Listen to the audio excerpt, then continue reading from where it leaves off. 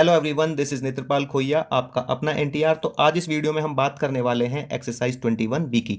तो देखिए, इसके पहले क्वेश्चन में हमको यहाँ पे कुछ ग्राफ्स दिए गए हैं जिनमें पॉइंट्स को हाईलाइट किया गया है। तो उन पॉइंट्स के कोऑर्डिनेट्स के लिए हमको यहाँ पे एक टेबल फॉर्म करनी है। फिर यहाँ पे एक्स और वाई के रिलेशनशिप के लिए एक इक्वेशन राइट करनी है। तो देखिए, इसके ए पार्ट में जो ये ग्राफ दिया गया है, तो यहाँ पे जो पॉइंट्स हाईलाइटेड हैं उनके मैंने कोऑर्डिनेट्स राइट कर लिए हैं। देखिए, इसका पहला जो पॉइंट है वो है ओरिजिन पे, तो एक्स और वाई की जो वैल्यूज हैं वो हो जाएंगी 0 0। फिर यहाँ पे अगला पॉइंट है, ये है यहाँ पे, तो x के लिए होगा 3 और y के लिए होगा 1। तो यहाँ पे मैंने राइट किया 3 1। फिर यहाँ पे अगला पॉइंट है, x के लिए 6 और y के लिए 2, तो राइट किया मैंने 6 2। फिर यहाँ पे अगला पॉइंट है, ये इस तरह से x के लिए 9 और y के लिए ये होगा 3।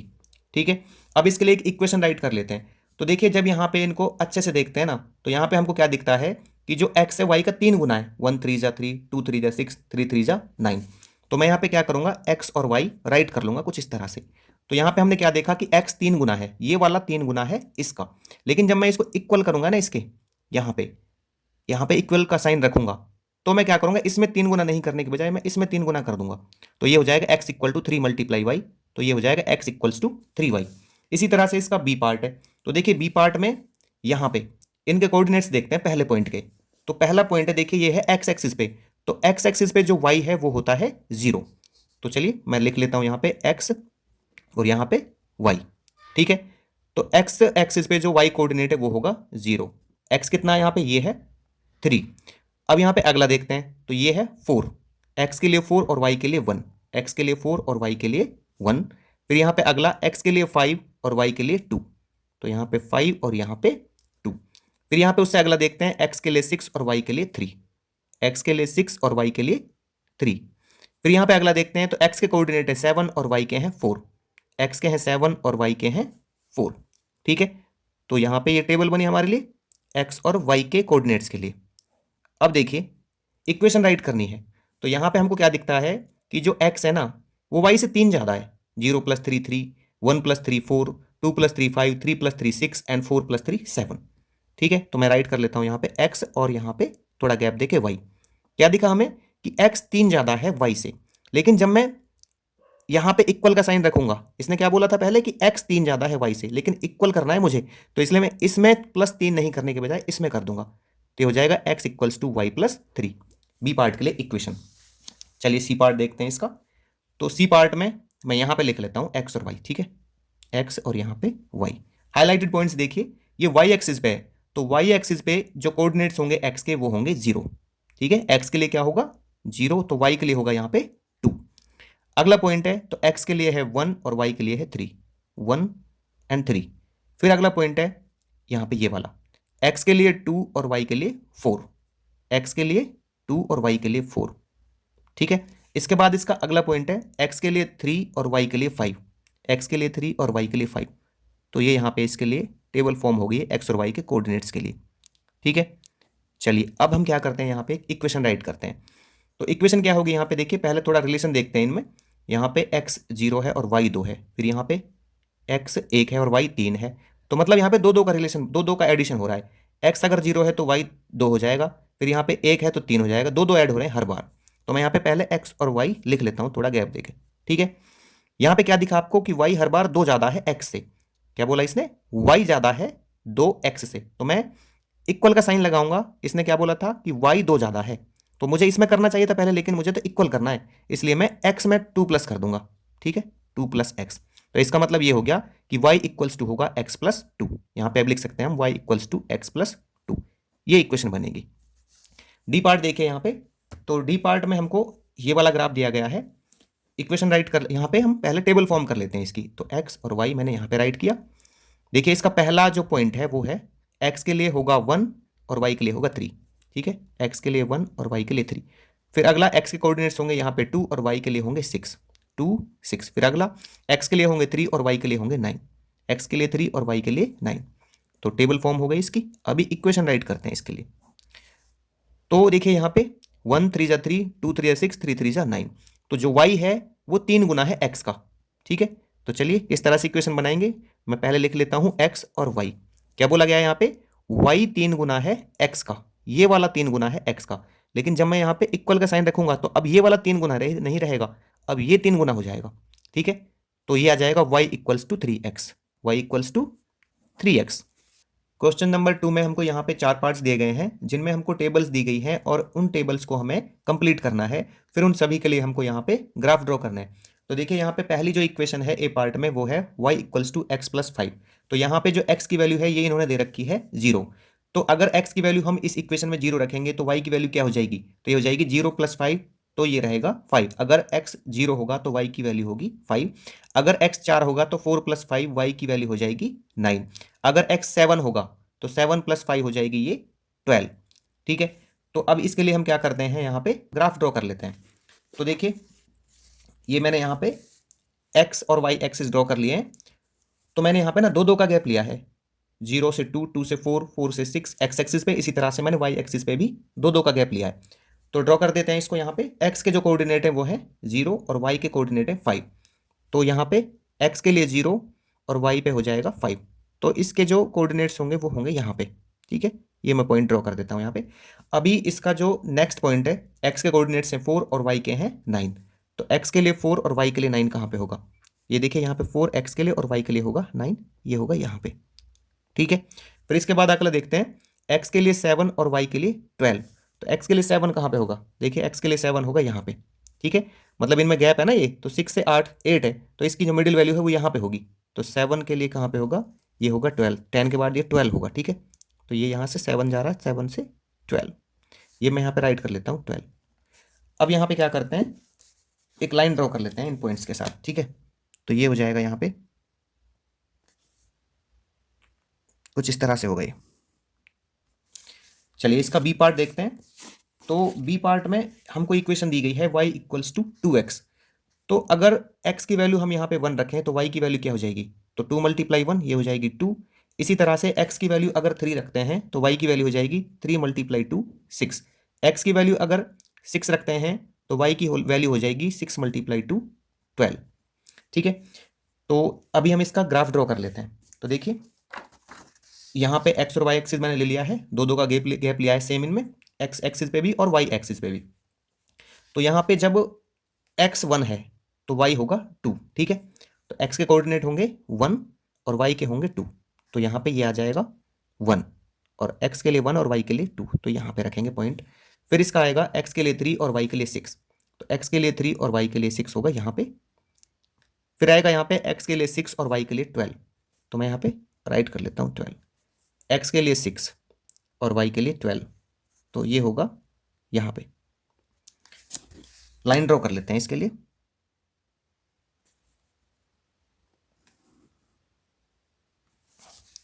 अभी देखिए इसका सी पार्ट।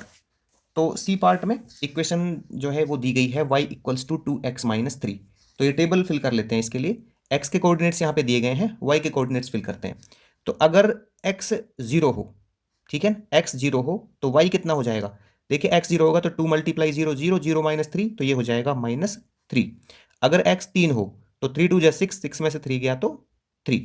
अगर x 4 हो तो 4 2 जा 8, 8 में से 3 जाएगा तो ये होगा 5। अगर x 5 हो तो 5 2 जा 10, 10 में से 3 जाएगा तो ये होगा 7। ठीक है ना, ये y की वैल्यूज निकाल रहे हैं हम, क्योंकि x के कोऑर्डिनेट्स दिए हुए थे तो y के कोऑर्डिनेट्स आ जाएंगे यहाँ पे। अभी इसका ग्राफ देखते हैं यहाँ पे। तो यहाँ पे जो x की वैल्यू है वो कितनी है, 0 और y की वैल्यू है -3। तो x की वैल्यू 0 यहाँ पे होगी और y क्या होगा -3। y कहाँ पे होगा, यहाँ पे होगा। ठीक है, तो ये वैल्यू आ जाएगी यहाँ पे, पॉइंट लगा देता हूँ मैं इधर, x के लिए 0 और y के लिए -3। अगला x के लिए 3 और y के लिए 3। तो x के लिए 3 कहाँ पे होगा, यहाँ पे, और y के लिए 3 कहाँ पे होगा, ये होगा यहाँ पे। ठीक है ना, ये x के लिए 3 और y के लिए 3, तो ये पॉइंट रख लिया मैंने यहाँ पे। इसके बाद अगला है x के लिए 4 और y के लिए 5। x के लिए 4, तो x के लिए 4 और y के लिए 5 होगा यहाँ पे। ठीक है, यहाँ पे x के लिए 4 और y के लिए 5। इसके बाद x के लिए 5 और y के लिए 7। x के लिए 5 तो यहाँ पे होगा 4 के बाद 5 और फिर 6, तो x के लिए 5 और y के लिए 7, 7 यहाँ पे होगा। ठीक है ना, 6 के बाद यहाँ पे 7 आएगा, फिर 8। तो लाइन ड्रॉ कर लेते हैं यहाँ से। तो लाइन कुछ इस तरह होगी इसकी। इसके बाद हम देखते हैं इसका डी पार्ट। तो डी पार्ट में देखिए y इक्वल्स टू दिया गया है x माइनस 5। तो यहाँ पे x के जो वैल्यूज हैं वो दी गई हैं, तो y की वैल्यूज इनमें x की वैल्यू पुट करके आ जाएगी। तो अगर यहाँ पे रखते हैं हम 5, तो 5 माइनस 5 हो जाएगा 0, तो y की वैल्यू आएगी 0। और x इक्वल टू रखते हैं 8, 8 माइनस 5 ये आ जाएगा 3। x की वैल्यू रखते हैं 9, तो 9 माइनस 5 आ जाएगा 4। x की वैल्यू रखते हैं 11, तो 11 माइनस 5 आ जाएगा ये 6। चलिए इसका यहाँ पे ग्राफ बनाते हैं डी पार्ट का। तो देखिए ये क्या हो जाएगा, वैल्यूज मैं यहाँ पे देख लेता हूँ इसकी। x के लिए 5, y के लिए 0, ठीक है। तो x एक्सिस पे जो y है वो होगा 0, तो इसका मतलब 5 आएगा यहाँ पे, ठीक है। x के लिए 5 और y के लिए 0, तो ये पॉइंट रख दिया मैंने यहाँ पे। x के लिए 8 और y के लिए 3, तो x कहाँ पे 8 यहाँ पे, x के लिए 8 और y के लिए 3 ये होगा यहाँ पे। फिर इसके बाद x के लिए 9 और y के लिए 4, तो x के लिए 9 यहाँ पे, यहाँ से, और y के लिए 4, ठीक है। x के लिए 11 और y के लिए 6, तो x के लिए 11 यहाँ से और y के लिए 6 होगा यहाँ पे। लाइन ड्रॉ कर लेते हैं एक सीधी इन पॉइंट्स को मिलाते हुए, तो ये हो जाएगी कुछ इस तरह से। क्वेश्चन नंबर 3 में हमको एक इक्वेशन दी गई है y इक्वल्स टू 5x, तो यहाँ पे हमें उसके लिए एक ग्राफ ड्रॉ करना है। इसके बी पार्ट में यहाँ पे y की वैल्यू हमको फाइंड आउट करनी है, अगर x की वैल्यू 5 दी हो और 6 दी हो, ये हमको ग्राफ को रीड करके फाइंड आउट करनी है। तो देखिए इसके लिए हम सबसे पहले एक टेबल ड्रॉ कर लेते हैं। तो y इक्वल्स टू 5x इसकी इक्वेशन है। अगर देखिए यहाँ पे x की वैल्यू हम रखते हैं 1, तो y की वैल्यू हो जाती है 1 मल्टीप्लाई 5, 5। x की वैल्यू रखते हैं यहाँ पे 2, तो y की वैल्यू हो जाएगी यहाँ पे 10।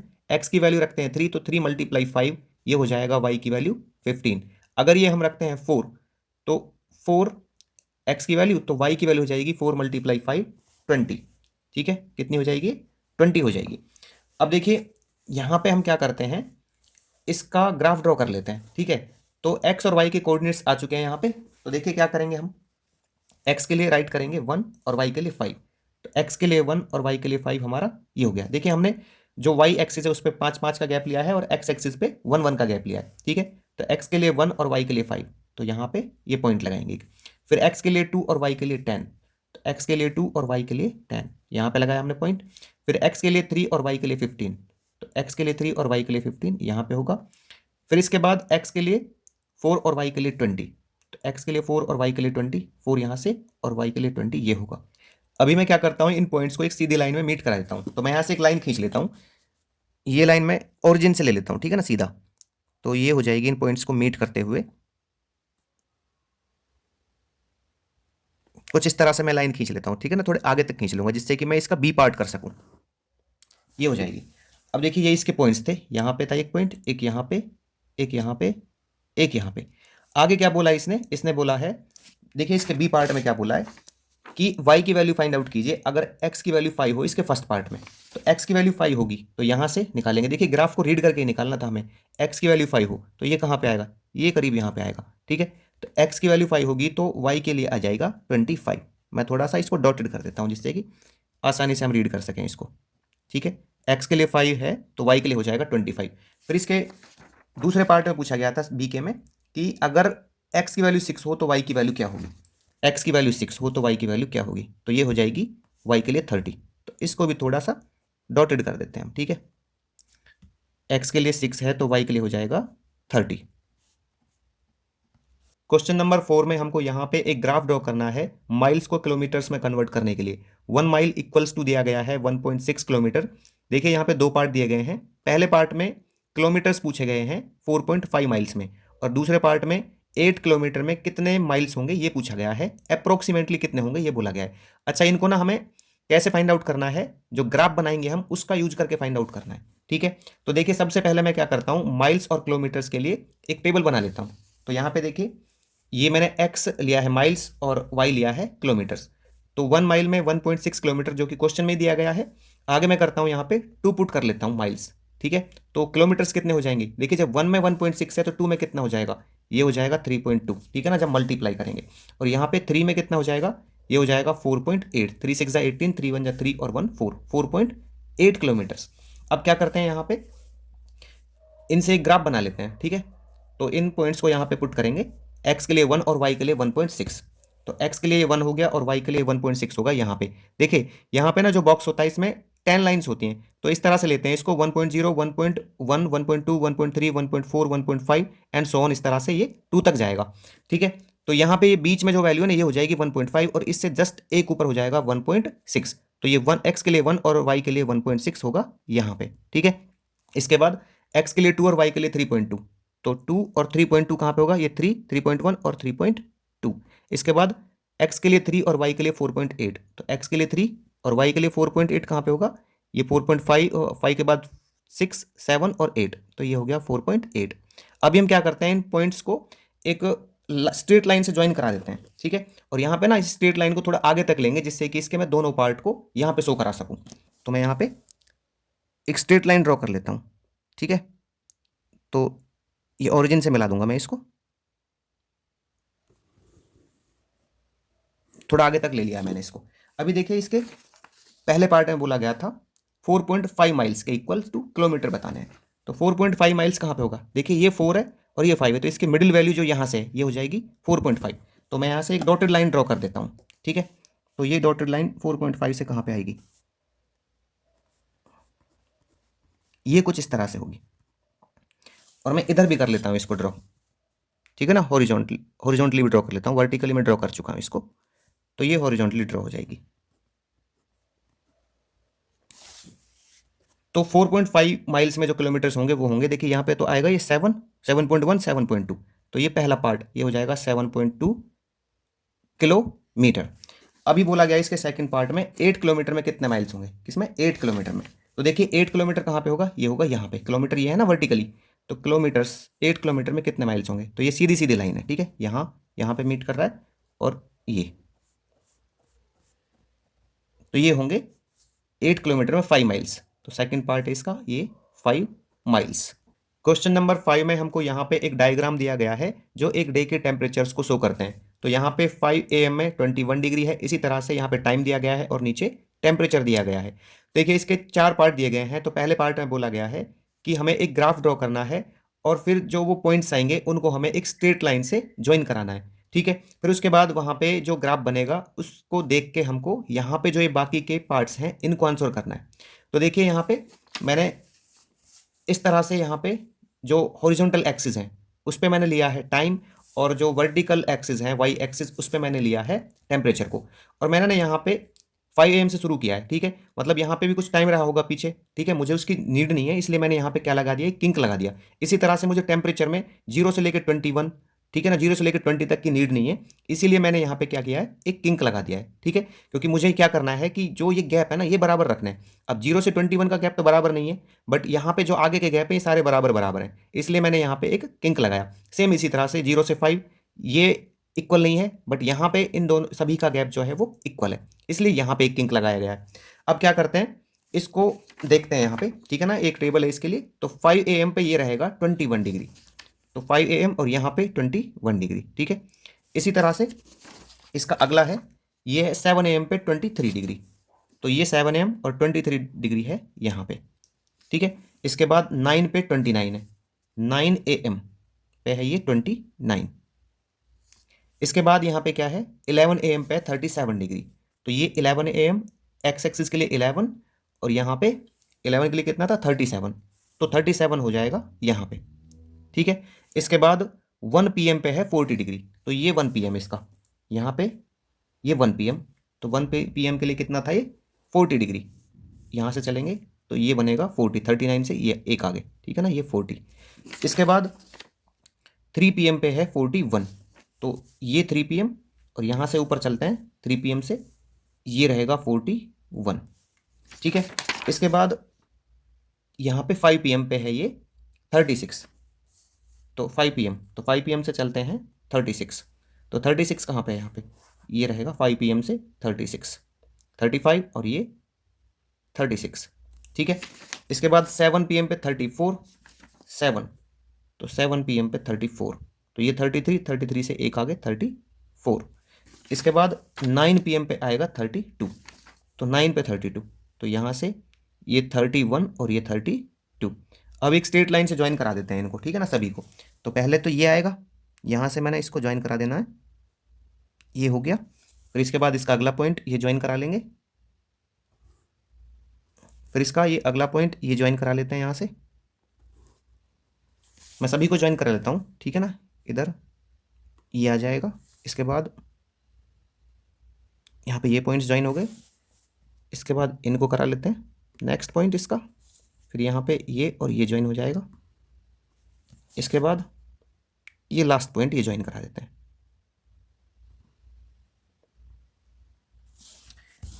ठीक है, ज्वाइन करा देते हैं। मैं एक बार थोड़ा सा डार्क कर देता हूँ पॉइंट्स को, हल्का सा।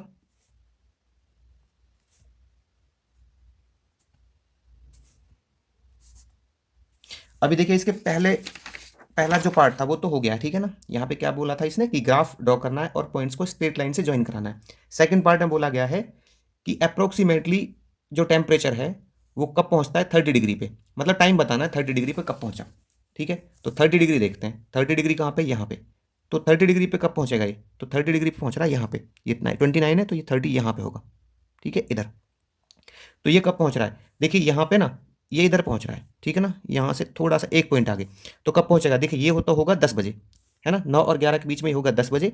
और इसका आधा पार्ट होगा, ठीक है ना, इसका आधा पार्ट देखो यहाँ पे 10 बजे होगा ना, तो इसका आधा पार्ट होगा 9:30, और उससे भी ये आधा है, तो ये होगा 9:15 पे, ठीक है ना। ये करीब करीब यहाँ पे आ रहा है आपका, ऐसे लेके चलता हूँ ना मैं इसको, तो ये आधे का भी आधा आ रहा है, तो ये हो जाएगा 9:15। तो मैं इसके सेकंड पार्ट को यहाँ राइट कर देता हूँ, ये आएगा 9:15 पे, ठीक है ना, 9:15 AM। अभी देखिए यहाँ पे बोला जा रहा है कि जो टेम्परेचर है इस टाइम इंक्रीज हो रहा है या फिर डिक्रीज हो रहा है। तो ये 9:15 पे टाइम जो टेम्परेचर है 9:15 पे वो हो रहा है इंक्रीज, ठीक है ना। यहाँ से ये लाइन ऊपर की तरफ जा रही है, तो ये इंक्रीज हो रहा है, तो राइट कर देता हूँ इंक्रीज। अभी देखिए इसमें थर्ड पार्ट में बोला गया है for how long was the temperature above 40 degree Celsius. तो कितने समय तक जो है टेम्परेचर 40 डिग्री से ऊपर रहा, तो 40 डिग्री से ऊपर कितने समय के लिए रहा। देखिए ये आपका 40 डिग्री से ऊपर तो यहाँ पे होगा ना, ठीक है ना, 40 ये, तो इससे ऊपर कितने समय तक रहा, तो ये रहा यहाँ से यहाँ तक, मतलब 1 बजे से 3 बजे तक, ठीक है ना। ये इसके लिए ना यहाँ से, और ये 3 बजे तक, तो ये 2 घंटे रहा। कितने घंटे रहा ये, 2 घंटे, तो राइट कर देता हूँ मैं 2 आवर्स। अभी इसका देखिए चौथा पार्ट है यहाँ पे, भाई how much did the temperature fall between 4 PM and 6 PM। कह रहा है कि 4 से 6 के बीच में टेम्परेचर में कितना फॉल हुआ, कितना गिरा टेम्परेचर 4 से 6 के बीच में। तो 4 देख लेते हैं कहाँ पे होगा, 3 और 5 के बीच में ये 4 होगा, ठीक है। तो यहाँ पे टेम्परेचर कितना हो जाएगा, यहाँ पे इस लाइन से चलते हैं हम, इस लाइन से, ठीक है। तो 4 से 6 पे टेम्परेचर हो जाएगा, ये तो यहाँ पे आ गया, हाँ करीब यहाँ पे, और मैं थोड़ा सा इसको डॉटेड कर देता हूँ हल्का सा। और फिर 6 बजे, तो 5 और 7 के बीच में ये 6 होगा, तो 6 बजे यहाँ पे होगा करीब। तो अभी क्या करते हैं, इधर मैं थोड़ा सा और कर देता हूँ इसको, और इनको थोड़ा सा मीट करा देता हूँ आगे की तरफ, ठीक है, डॉटेड कर देता हूँ इसको हल्का सा, और इसको भी कर देता हूँ यहाँ पे।